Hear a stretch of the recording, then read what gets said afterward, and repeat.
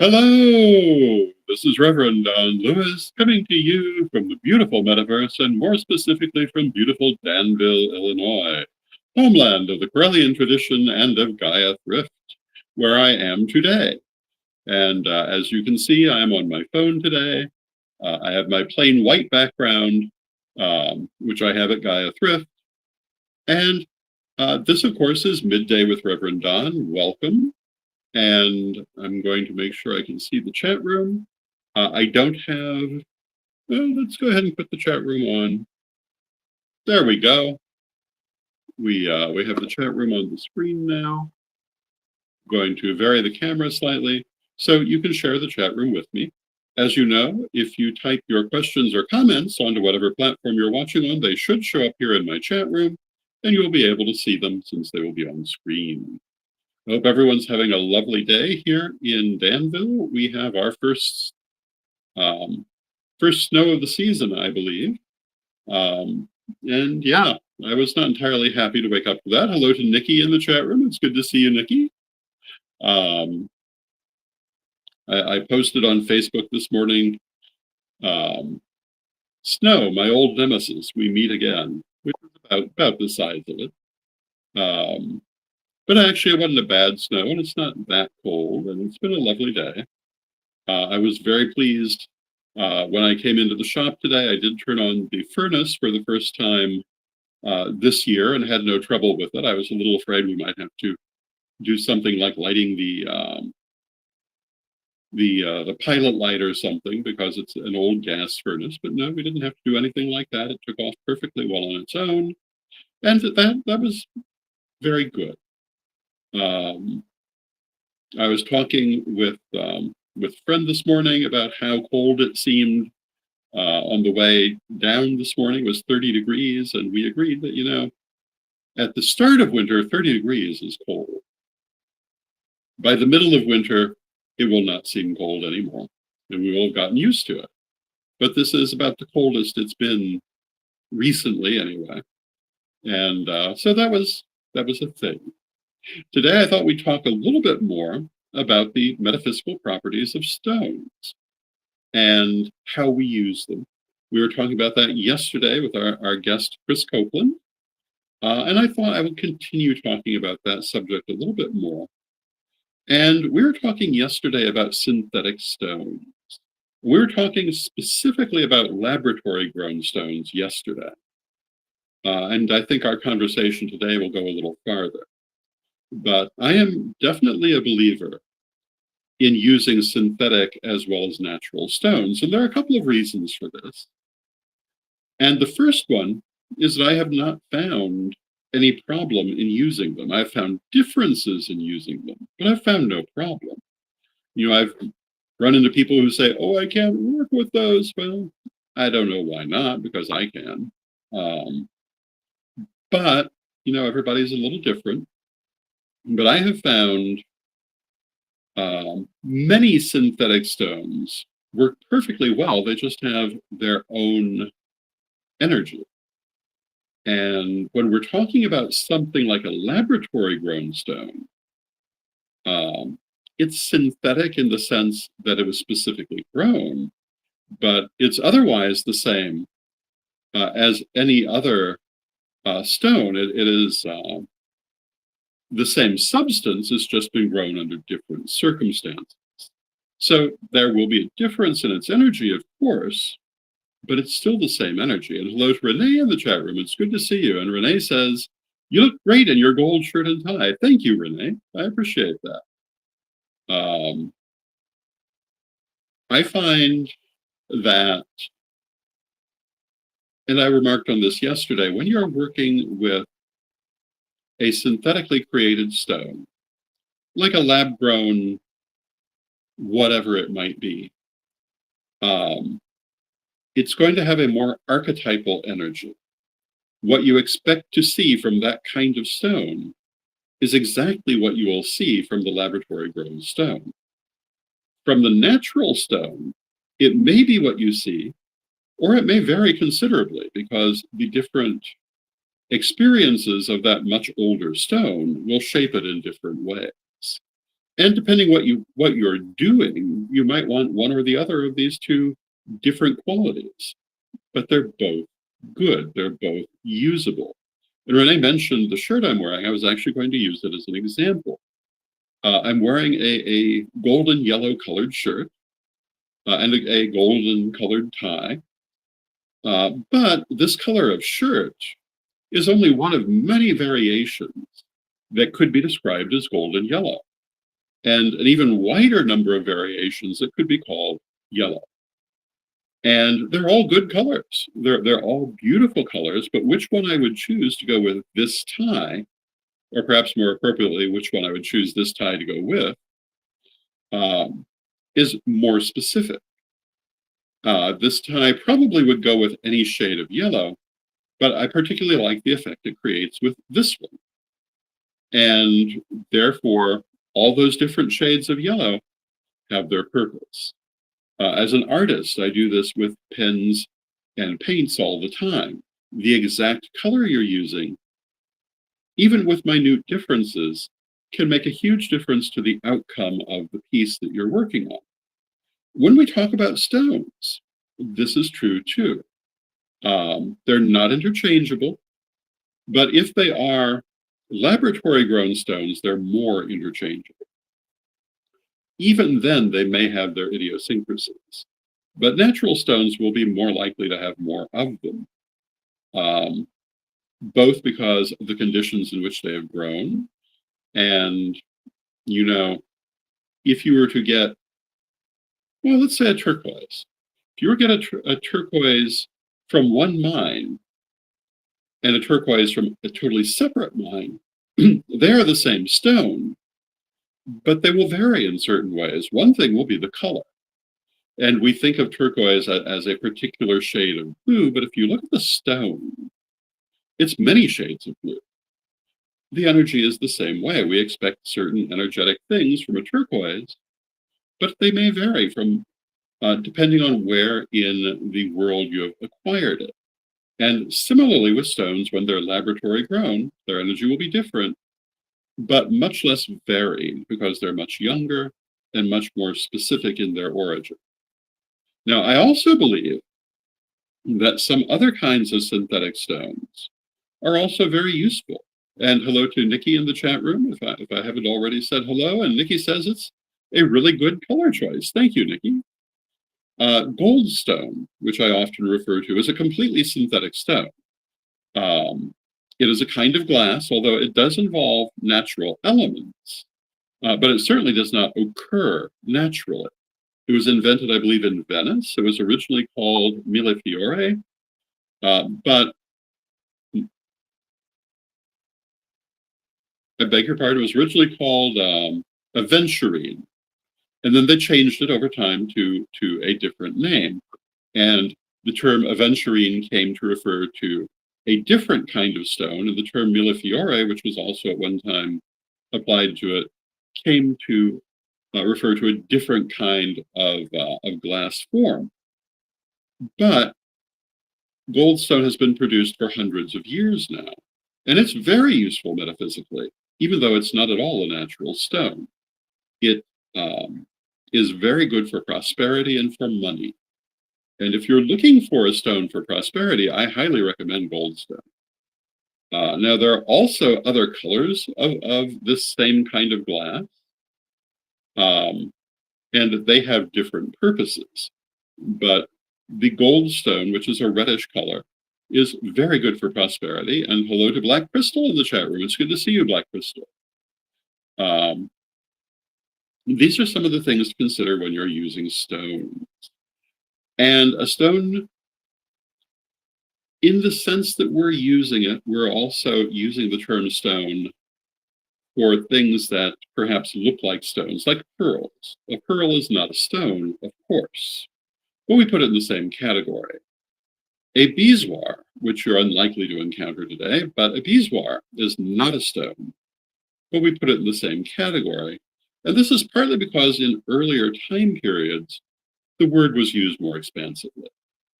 When we refer to a kidney stone, it's not strictly a stone either in the normal sense of the word, but we refer to it that way. um, a pearl is created within certain kinds of mollusks, notably oysters, but not exclusively oysters. And they're very valuable in metaphysics. Pearls, particularly the white pearls we normally think of, which are associated with oysters and the like, are very good for positive emotion. The legend is that they only hold on to positive emotions, and they do hold on to those. So pearls are very good for positive feeling. They're good for love. They're good for romance. They're good for positivity in general. Now, there are other kinds of pearls besides the ones we normally think of. There are black pearls and champagne-colored pearls, and the rarest of all pearls is the conch pearl, which is salmon pink in color. And these all have that same quality of holding on to positive emotion, but the color can affect exactly the kind of emotion it's holding on to and the kind of thing it will do for you.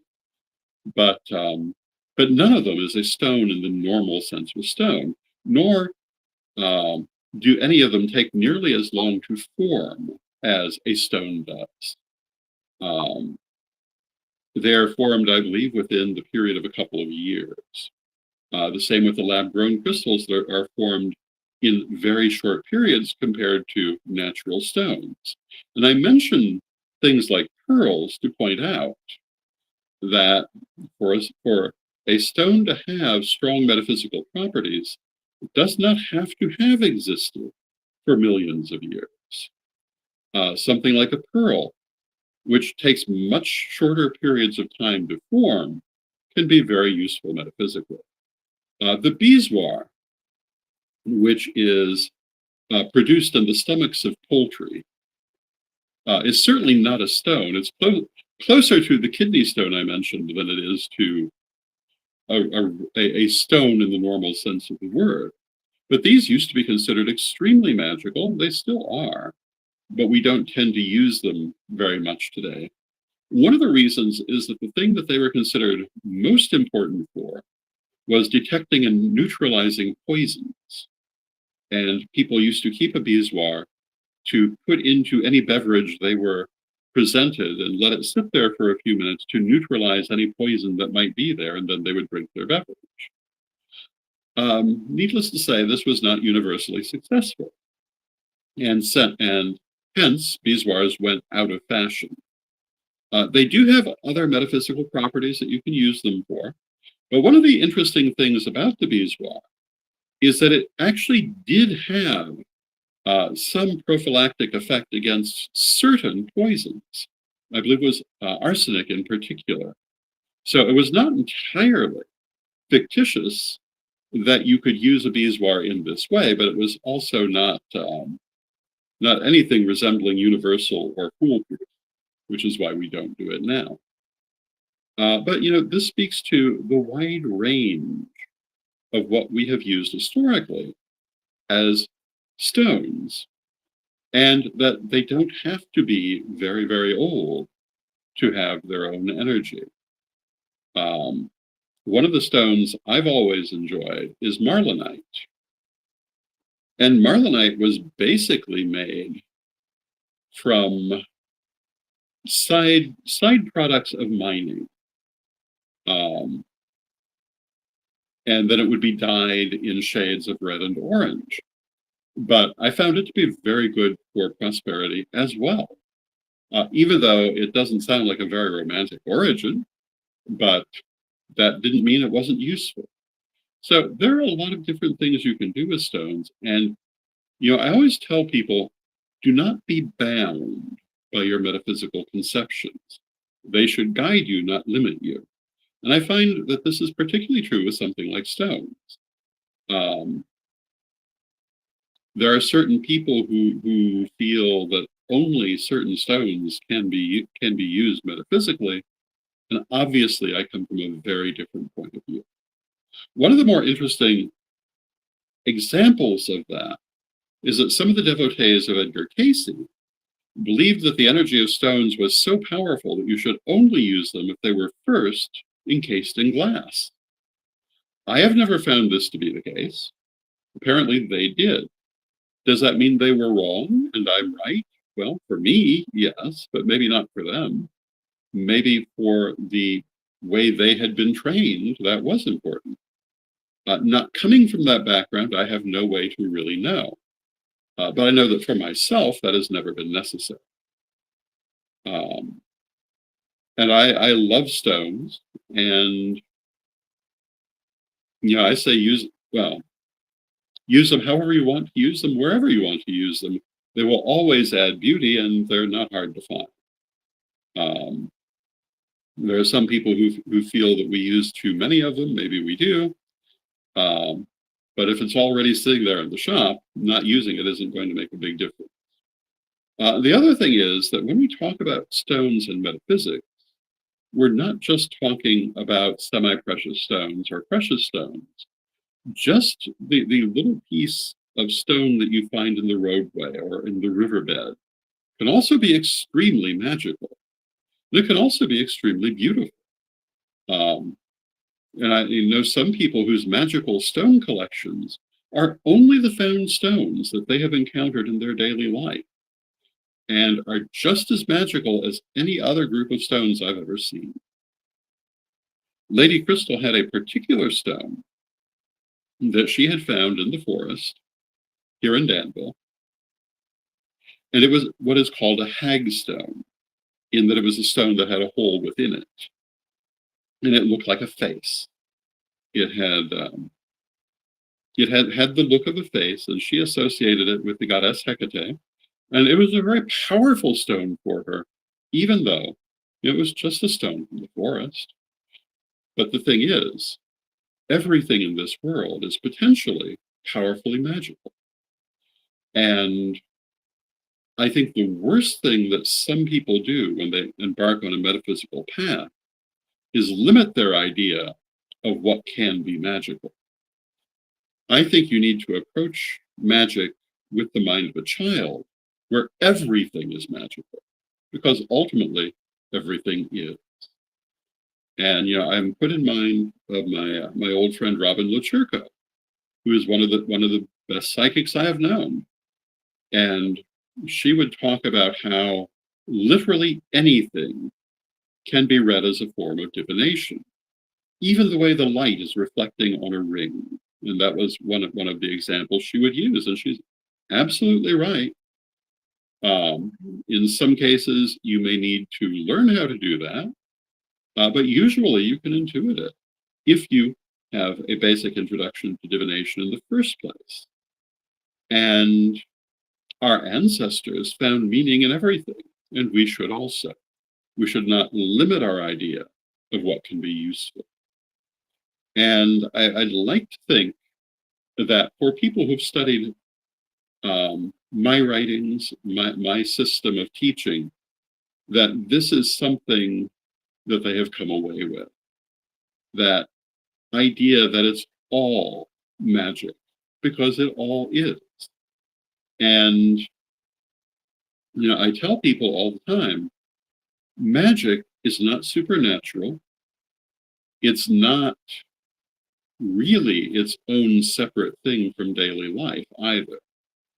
We work magic in every moment we are alive. We just mostly don't know it. When we learn to do magic, it may seem like something really new to us at first, but if you do it long enough, you'll realize it was always there. We are inherently magical. I love the saying that we're skeletons wearing a meat suit. Skeletons made of stardust wearing a meat suit with an immortal soul. And that's kind of how I look at it. That we are in an infinitely spiritual world where everything is metaphysical and nothing is beyond the scope of magic. And I think if there is one point of view that needs to change in our community, it's that idea of magic being a rarefied thing. And Yeah, I mean, that's what I would say to that. That magic is a very normal thing that we just have to learn how to do consciously. Unconsciously, it's natural. But, that's the same with art. And, I'm an artist. I do lots of two-dimensional art. In my time, I've been an extremely prolific artist. And several of our recent auctions have featured my original artwork. Numerous tarot decks feature my original artwork and a variety of books. But it's the same thing there. Art is not a, quote, gift, artistic skill. It's a skill. It's something you learn. Yes, some people may have a better touch with it than others, but anyone can learn to do it if they're willing to. For some, it will come more naturally, but everyone can develop the skill if they wish to, and they're willing to work at it. And I know that partly because I briefly went to the Professional Institute of Commercial Art in Maryland 40 some years ago, maybe. A long, long time ago, in the age when there was still such a thing as a commercial artist. And the lady who ran that school, her name was Mary Weiss, and she had a system for teaching anyone how to draw by sight. And as of the time I went to that school, I could not draw by sight. It's still not my specialty. I draw by visualizing the item in my head, and I draw the item I see with my mind's eye. But there I learned how to look at something and draw it. And this is a different skill. But, if I can develop that skill when I already had a different skill, anyone can. The same with magic now.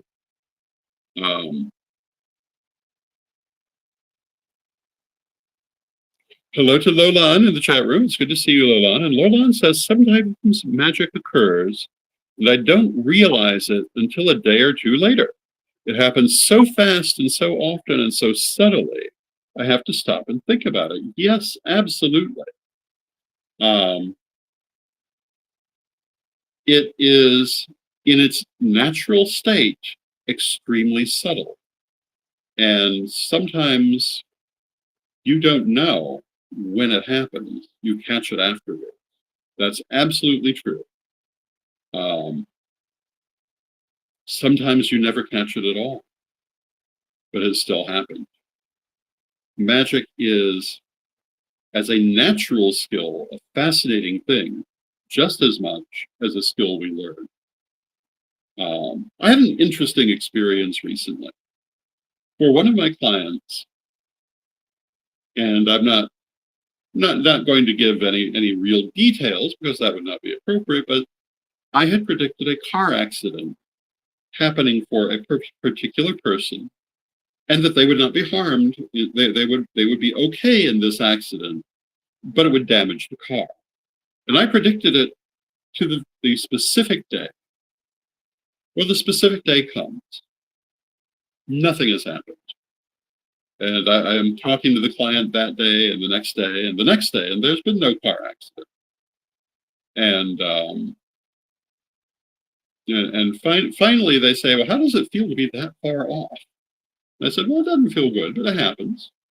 And, one of the things as a psychic, you have to realize sometimes you're going to be wrong. Then the next day, I hear back from them, and they've talked to a third party who is in better communication with the person we were talking about. And sure enough, the car accident happened on the day I predicted. My client just did not hear about it. And the person was okay, but the car was damaged. And, sometimes you don't know whether it's a psychic prediction or a magical action that it happened or when it happened, but that doesn't mean it didn't. I tell people, we were talking about advice for professional psychics recently, and I was saying, trust what you get. And this is something that's happened to me a number of times in my life. Another story I like to tell. which happened 30 some years ago. But I was reading for a lady, and I told her, you're going to have a trip over water um, that will have an importance to it and that you will enjoy. And she didn't say anything except, I'm not expecting anything like that. But apparently she went home thinking, well, that wasn't a very good reading.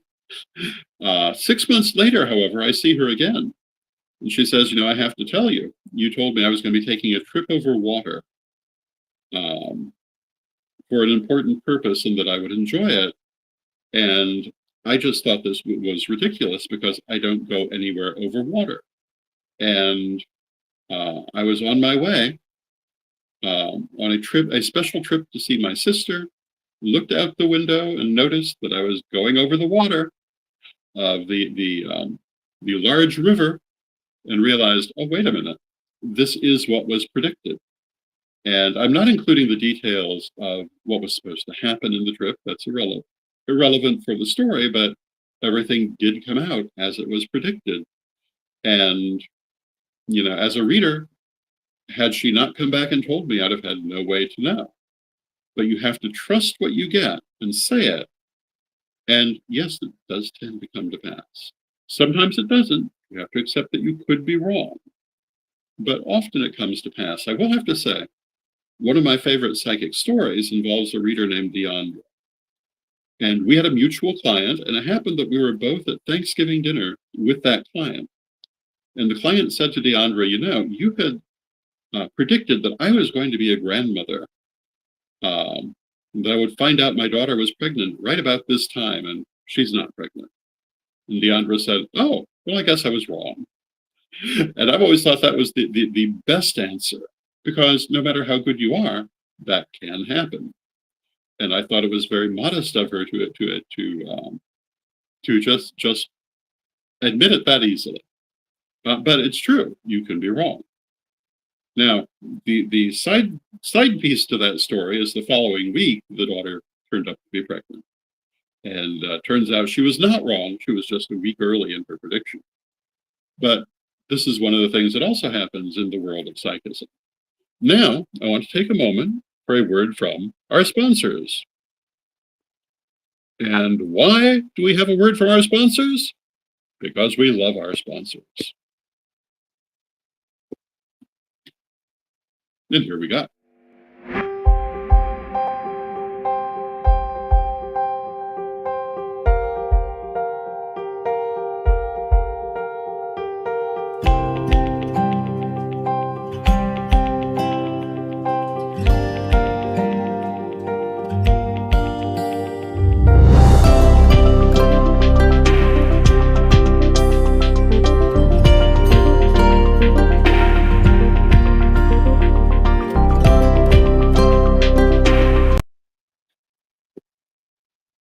Ready to unlock the secrets of the universe? Join me, Rev Don Lewis, for my metaphysical and magic auctions at Gaia Thrift at whatnot.com.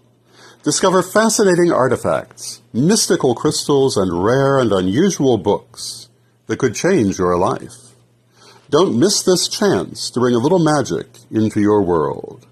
Rev Don's Metaphysical and Magic Auctions, where the extraordinary can become yours.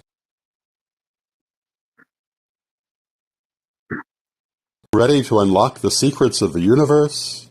Join me, Rev Don Lewis, for my metaphysical and I'm in a smaller screen. I don't know why, but there we go. So we want to thank our sponsors, Equinox Learning Hub and Rev Don's Metaphysical and Magic Auctions, which is me. And we will have our next auction, I believe, on Black Friday. Or at least we're having a major auction on Black Friday. I hope you will join us for that. And we'll have some wonderful things for you. And I hope that you've enjoyed today's program, talking about a variety of things.